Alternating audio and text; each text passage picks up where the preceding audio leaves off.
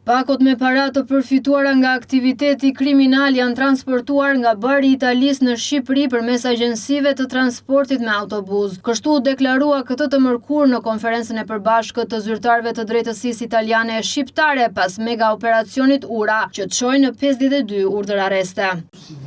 Për sa i përket flukseve të parave, kemi arritur bashk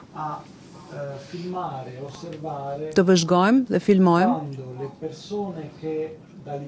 kur personat nga Italia ja besonin parat agjensive të transportit me autobus që vinin në Shqipëri.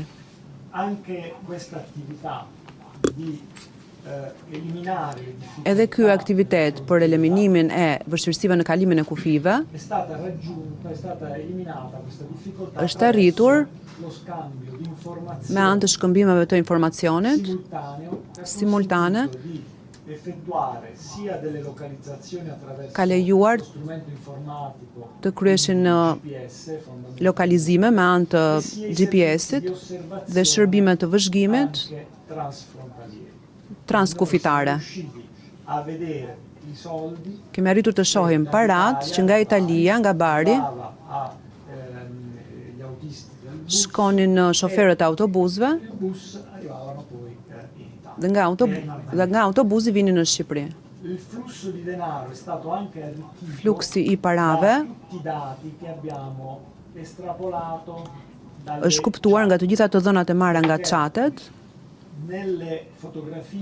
në fotografi, në fotografitë e bëra të këtyre bisedave në celular, rezultonin përveç lëndë narkotike edhe para. Dhe bashk me pakot e parave të dërguara,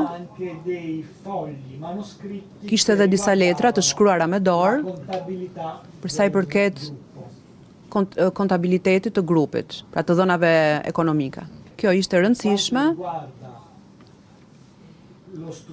sepse për sa i përket mjetit për kapjen e pasurive të paligjshme, në Itali është lejuar për disiplinën mbi narkotikët, sekuestrimi i ekuivalentit të barabartë të ardhurave nga vepra penale. Pra përmes rindërtimit të ardhurave, për çdo shitje lëndësh narkotike, kemi arritur të luftojmë, të sekuestrojmë pra të mirat, të ardhurat, pasurit, për shumën e barazvleshme të çdo vepre penale.